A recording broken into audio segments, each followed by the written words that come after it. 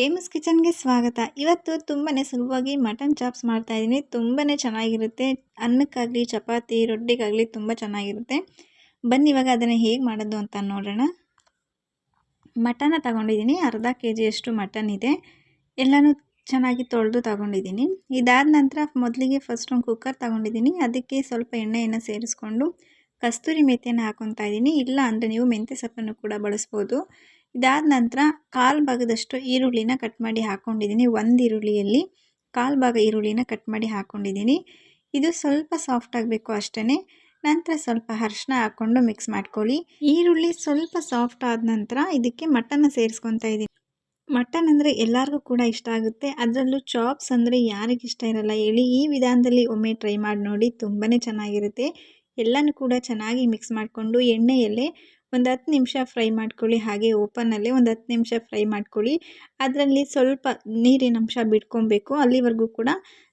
ಈಗ ಅದರಲ್ಲಿ ಸ್ವಲ್ಪ ನೀರು ಬಿಟ್ಟಾದ ನಂತರ ಮತ್ತೆ ಇದಕ್ಕೆ ಸ್ವಲ್ಪ ನೀರನ್ನು ಸೇರಿಸ್ತಾ ಇದ್ದೀನಿ. ಈ ಸ್ವಲ್ಪ ಅಷ್ಟೇ. ನಂತರ ರುಚಿಗೆ ಸ್ವಲ್ಪ ಉಪ್ಪನ್ನು ಸೇರಿಸ್ಕೊಂಡು ಲಿಡ್ಡನ್ನು ಕ್ಲೋಸ್ ಮಾಡಿ, ಕ್ಯಾಪ್ನ ಕ್ಲೋಸ್ ಮಾಡಿ ಒಂದು 2-3 ವಿಷಲ್ ಕೂಗಿಸ್ಕೊತಾ ಇದ್ದೀನಿ. ಯಾಕಂದರೆ ಮಟನ್ ಬೆಂದರೆ ನಮಗೆ ಸುಲಭ ಆಗುತ್ತೆ, ಅದಕ್ಕೋಸ್ಕರ. ನಂತರ ಒಂದು ಬಾಣಲಿ ತೊಗೊಂಡಿದ್ದೀನಿ. ಅದಕ್ಕೆ ಸ್ವಲ್ಪ ಎಣ್ಣೆಯನ್ನು ಹಾಕ್ಕೊತಾ ಇದ್ದೀನಿ. ಎಣ್ಣೆ ಹಾಕಿದ ನಂತರ ಇಲ್ಲಿ ಒಂದು ಈರುಳ್ಳಿನ ಹಾಕ್ಕೊಂಡಿದ್ದೀನಿ. ಒಂದೇ ಒಂದು ಈರುಳ್ಳಿ ಅಷ್ಟೇ. ಇದು ಸ್ವಲ್ಪ ಸಾಫ್ಟ್ ಆಗಬೇಕು. ಈರುಳ್ಳಿ ಒಂದು 2 ನಿಮಿಷ ಫ್ರೈ ಆದ ನಂತರ ನಾನಿಲ್ಲಿ ಶುಂಠಿ ಬೆಳ್ಳುಳ್ಳಿಯನ್ನು ಹಾಕ್ಕೊತಾ ಇದ್ದೀನಿ. 1 ಗಡ್ಡೆಯಷ್ಟು ಬೆಳ್ಳುಳ್ಳಿ, ಅದರ ಅರ್ಧದಷ್ಟು ಶುಂಠಿ ಸೇರಿಸ್ಕೊಂಡಿದ್ದೀನಿ. ಖಾರಕ್ಕೆ ಒಂದು 6-7 ಹಸಿಮೆಣಸಿನ್ಕಾಯಿ ಹಾಕ್ಕೊಂಡಿದ್ದೀನಿ. ನಿಮಗೆ ಹೆಚ್ಚಿಗೆ ಬೇಕು ಅಂದರೆ ಇನ್ನೂ ಹಾಕ್ಕೊಳ್ಳಿ. ನಾನು ಅಚ್ಚ ಖಾರದ ಪುಡಿ ಸೇರಿಸ್ಕೊಳ್ಳಲ್ಲ, ಬರೀ ಹಸಿಮೆಣಸಿನ್ಕಾಯಿ ಮಾತ್ರ ಸೇರಿಸ್ಕೊಳ್ಳೋದ್ರಿಂದ ಜಾಸ್ತಿ ಹಾಕ್ಕೊಂಡಿದ್ದೀನಿ. ನಂತರ ಇಲ್ಲಿ 1 ಸ್ಪೂನ್ನಷ್ಟು ಮೆಣಸು, ಕಾಳು ಮೆಣಸು, ಗಸಗಸೆ, ಒಂದೇ ಒಂದು ಏಲಕ್ಕಿ, 3 ಪೀಸ್ ಚಕ್ಕೆ, ಒಂದು 4 ಪೀಸ್ ಲವಂಗ ಮತ್ತು ಸ್ಟಾರ್ ಹೂವು ಬರುತ್ತಲ್ಲ ಅದರಲ್ಲಿ ಒಂದೇ ಒಂದು ಎಲೆನ ಹಾಕ್ಕೊಂಡಿದ್ದೀನಿ.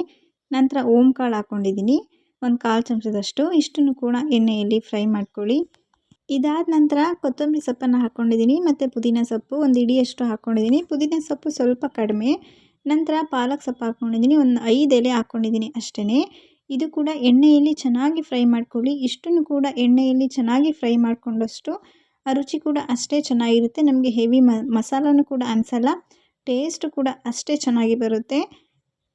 ಇದೆಲ್ಲ ಚೆನ್ನಾಗಿ ಫ್ರೈ ಆದ ನಂತರ ಇದನ್ನು ತಣ್ಣಗಾಗೋದಕ್ಕೆ ಬಿಟ್ಬಿಡಿ. ತಣ್ಣಗಾದ ನಂತರ ನಾನಿಲ್ಲಿ ಮಿಕ್ಸಿ ಜಾರ್ಗೆ ಸೇರಿಸ್ಕೊತಾ ಇದ್ದೀನಿ.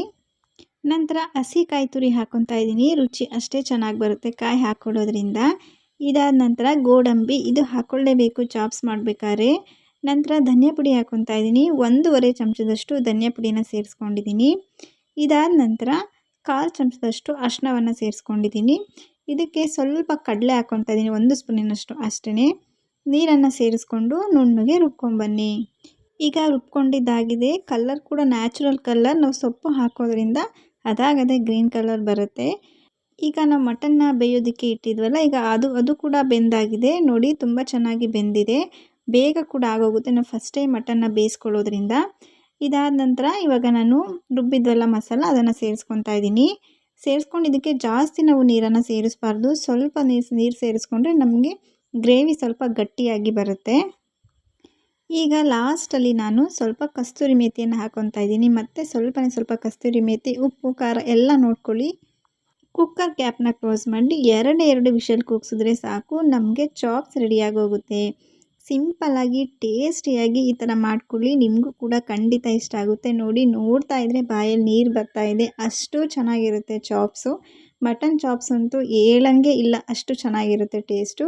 ನೀವು ಕೂಡ ಒಮ್ಮೆ ಈ ವಿಧಾನದಲ್ಲಿ ಟ್ರೈ ಮಾಡಿ ನೋಡಿ. ಈ ರೆಸಿಪಿ ನಿಮಗೆ ಇಷ್ಟ ಆಗಿದೆ ಅಂತ ಅಂದ್ಕೊಂಡಿದ್ದೀನಿ. ಇಷ್ಟ ಆಗಿದರೆ ಸಬ್ಸ್ಕ್ರೈಬ್ ಮಾಡಿ, ಸಪೋರ್ಟ್ ಮಾಡಿ. Thank you for watching.